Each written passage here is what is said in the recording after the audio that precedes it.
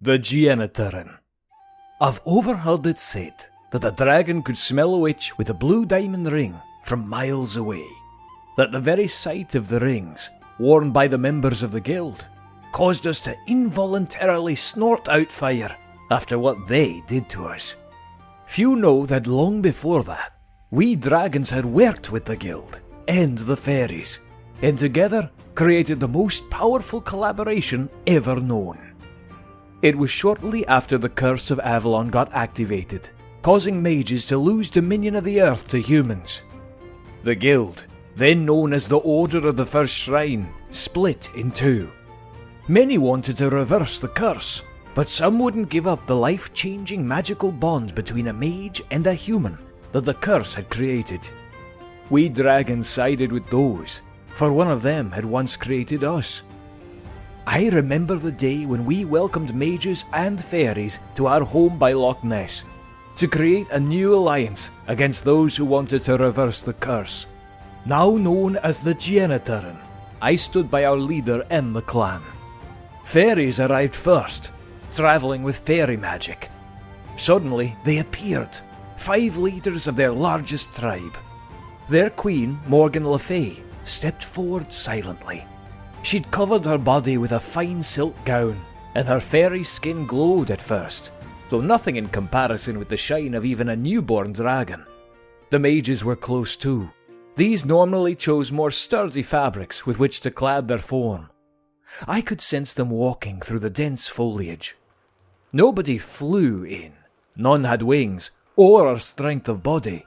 They also lacked fire, poor cold beings. "Almost there, bairns!" I turned to a group of toddler dragons who got excited. Mages meant cookies, if you could find one willing to conjure them. "Hold your wheesht!" The mages emerged from between the trees to the east. Their leader stepped before Morgan and nodded his head in respect. I watched her hesitate. There was tension between mages and fairies since the curse.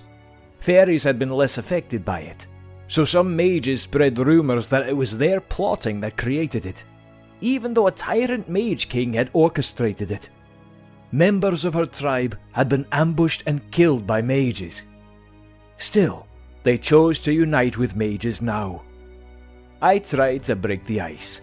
"Keep your heads," I told all of them. "Canna let the scunners pick ye off yin by yin." "I agree," said the mage. "I have saved my wife's life twice now through the new bond's magic, and I will fight with you to defend this new ability."